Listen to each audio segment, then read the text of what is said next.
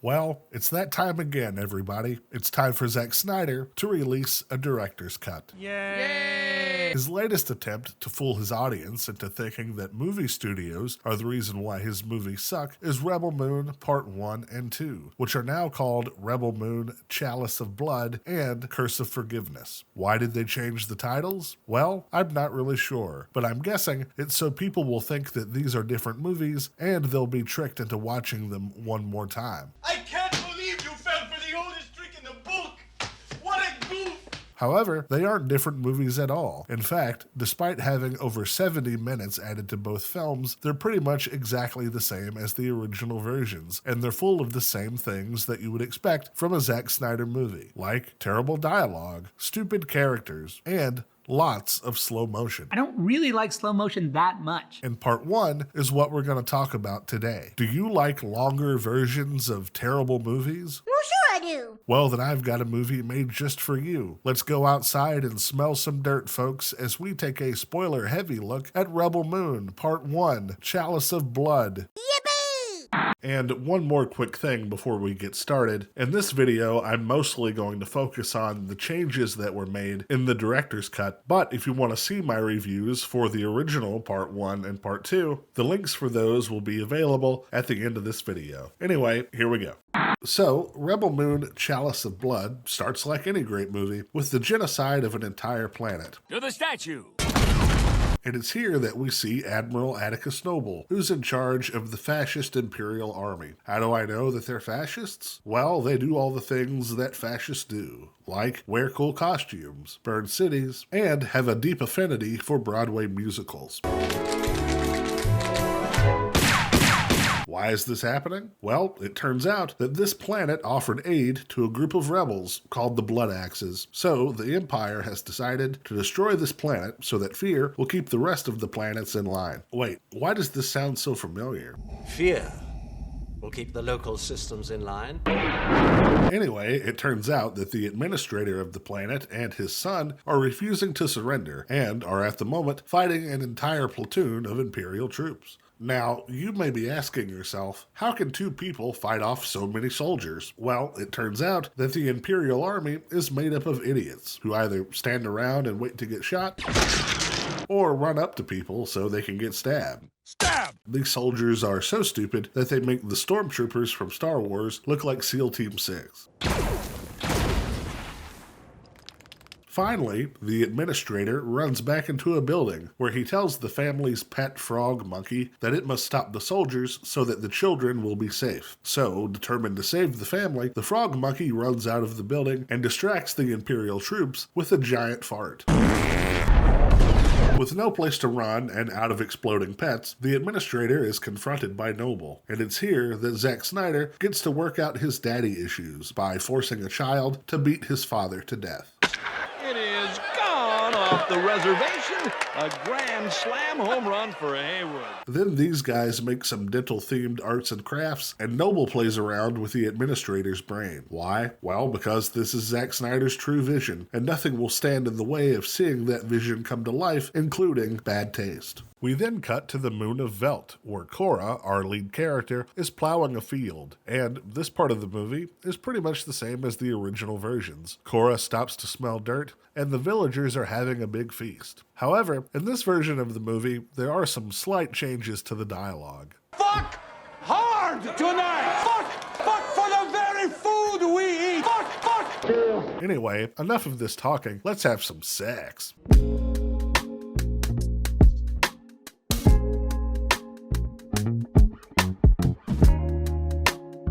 Not wanting to disobey orders, Cora and a local hunter named Den decide to get it on in a sex scene that once again brings Snyder's vision even closer to fruition. Now, would I consider this gratuitous? Well, considering the fact that this scene does nothing for the narrative or the characters, then I would say yes. When a sex scene is done well, it can help develop character relationships by showing how they feel about each other and demonstrate that they have someone to fight for and want to protect. When you consider the fact that these two individuals barely interact for the rest of the movie, it becomes obvious that this is just sex for the sake of sex. Oh, and it's over 2 minutes long, so it helps to be prepared. KY Naturals Intimate Gel. Suffering from a severe case of post-nut clarity, Cora then decides to leave in the middle of the night and wash off, which is a great idea because you don't want certain deposits to fester for too long. And it feels sticky. And once again, this part of the movie pretty much lines up with the original release. The Kingsgaze command ship shows up, Admiral Noble beats Sindri to death, and then demands that the village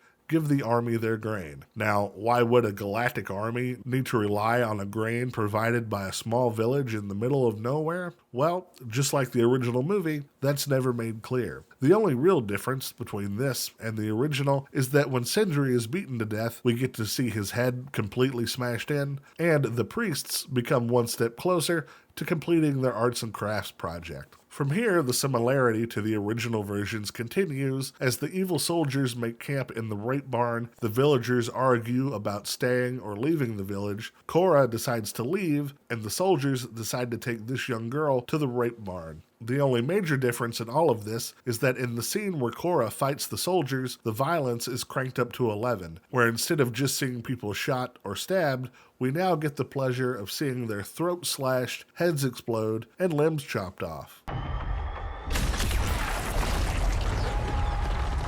Truly, an example of masterful filmmaking from the man who once said his version of Batman might be raped in prison. Hey, Batman! I think you dropped something.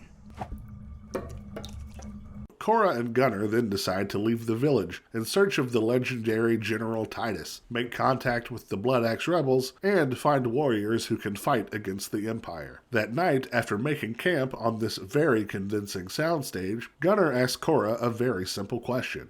How can you know they will destroy us? Which in turn causes Cora to tell Gunnar and the audience a very lengthy and detailed version of her backstory, complete with rape, mass murder, war crimes, and of course, slow motion. And boy, they really want to make sure that you know every last detail about her life, because this massive exposition dump takes 11 minutes to get through. But just so we're all on the same page, here are the cliff notes. Cora's family is killed by the Empire. General Belisarius adopts her as his own and eventually becomes an elite soldier of the Empire. But wait, there's more! The command ships are powered by an interdimensional space god and is force-fed the bodies of Imperial enemies so that the Empire can have faster-than-light travel. Right. The next day, Cora and Gunnar make their way to the town of Providence. We'll never find a more wretched hive of scum and villainy. And it's here that they make their way to the Mos Eisley a local brothel to find Gunnar's contact with the Blood Axes. And once again, this version of the movie syncs back up with the original release. We see a bunch of crazy aliens, Gunnar is sexually assaulted, and Cora decides to announce to everyone that she's looking for General Titus, the man who betrayed the Empire and fought against them.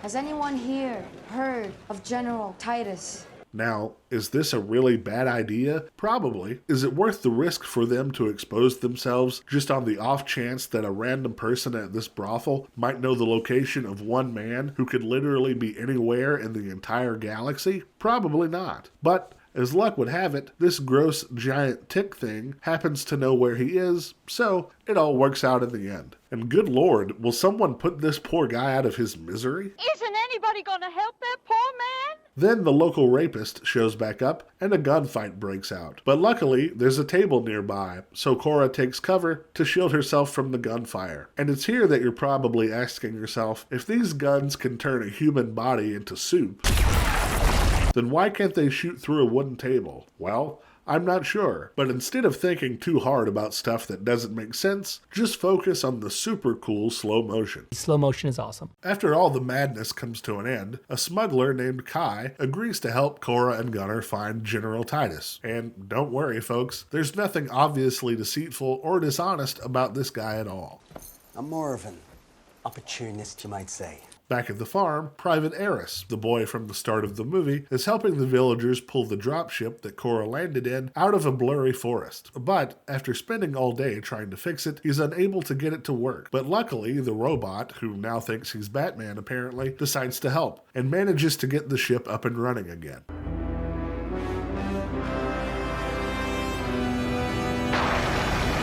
So from this point, the next 34 minutes of the movie are exactly the same as the original release. Sure, there might be some more blood and a few extra lines of dialogue, but for the most part, they're exactly the same. So, since I went over that in my original review, and because this movie still has 2 hours left to go, I'm just gonna fast forward a bit. A really tan guy named Tarek tames a hippogriff and joins Cora and Gunner. Noble gets a space penis shoved down his throat.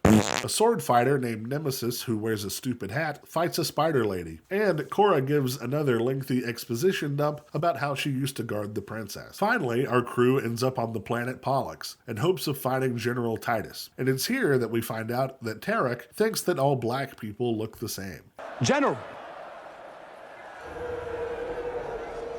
The general is not here.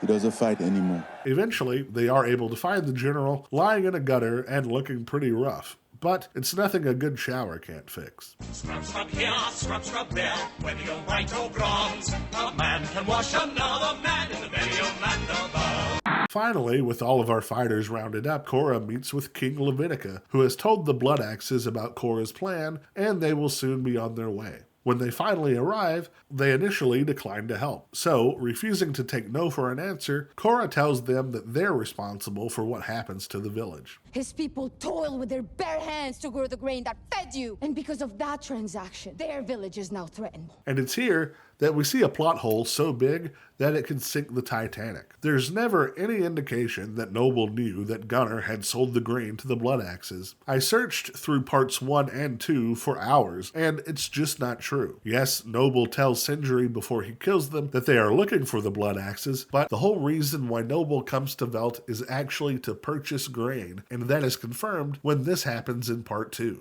You may fire on the village. Sir, the grain. I'd rather our men starve than risk exposing ourselves to more Titus's dirty tricks. Now, you might be saying to yourself, maybe Cora is lying, so that the Blood Axes will be convinced to fight. And I can see how you would think that, but there's never any indication from her or anyone else that she's lying, or that they know that she's lying. However, what I am convinced of is that Zack was so focused on making sure that his movie had tits in it that he didn't notice this glaring narrative mistake in the script. Wow, he truly is a modern-day Ernest Hemingway. The boy I like is Hemingway-esque. So, after another speech given by Darien Bloodaxe, he and a few of the rebels decide to go with them, and they all prepare to leave for Velt. And once again, this version of the movie syncs back up with the original, so I'm just going to speed through it, because if I talk about this too much longer, I'm going to hang myself in my closet. Anyway, King Levitica is killed. Kai betrays everyone. Darien Bloodaxe dies. This lady does this. Cora and Noble fight, where she knocks out his teeth because symbolism. Noble is left for dead. Everyone rides back to the village on horses, even though they arrive in a spaceship. Noble is brought back to life and tells Belisarius that Cora is alive. And holy crap, I hate this movie.